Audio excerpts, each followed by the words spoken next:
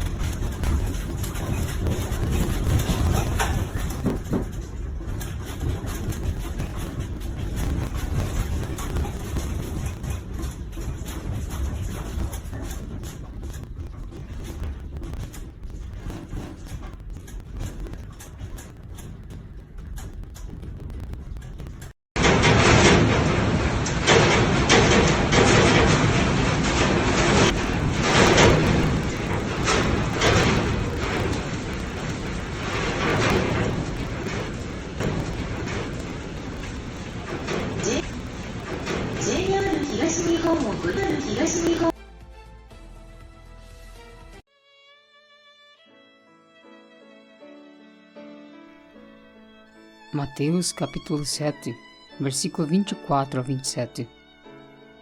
Todo aquele, pois, que ouve estas minhas palavras e as pratica, será comparado a um homem prudente que edificou a sua casa sobre a rocha. E caiu a chuva, transbordaram os rios, sopraram os ventos e deram com ímpeto contra aquela casa, que não caiu, porque fora edificada sobre a rocha. E todo aquele que ouve estas minhas palavras e não as pratica, será comparado a um homem insensato que edificou a sua casa sobre a areia. E caiu a chuva, transbordaram os rios, sopraram os ventos, e deram com ímpeto contra aquela casa. E ela desabou, sendo grande a sua ruína. Jesus conta a história de dois homens, um prudente e outro insensato. Ambos edificaram suas casas, porém cada um deles edificou de uma forma, em um fundamento diferente. Um deles construiu os alicerces de sua casa sobre uma rocha, enquanto o outro construiu na areia. Jesus evidencia a diferença das duas construções, comparando-as com aqueles que ouvem e praticam a sua palavra, e os que fazem ao contrário.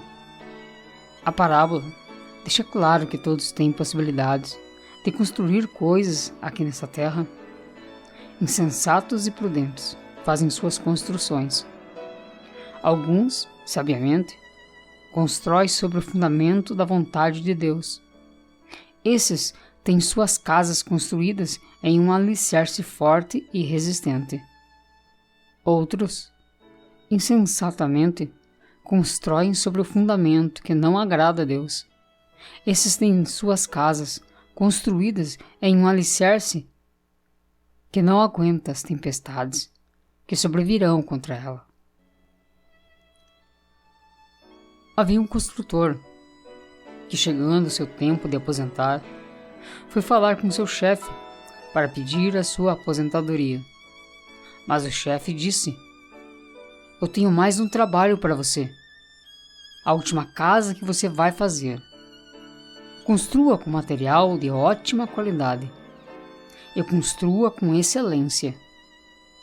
E quando terminar, te aposento." O construtor foi, como queria se aposentar logo, não fez com excelência e ainda usou material inferior. Então ele terminou antes do tempo previsto e foi entregar as chaves ao seu chefe. "Está aqui as chaves da casa", o chefe disse, antes de pedir a aposentadoria. "Eu estava pensando em como te recompensar o tempo trabalhado conosco por todos esses anos. Então, te mandei fazer esta casa, esta última casa, de alto padrão e com material de ótima qualidade. Vou te aposentar, mas antes, toma, as chaves da casa é sua." Você é o construtor. E a casa é a sua vida. Não seja um construtor nécio, mas sim prudente, pois o construtor prudente constrói sua vida em Cristo Jesus, que é a nossa rocha. I love you more than words could say. When you're sleeping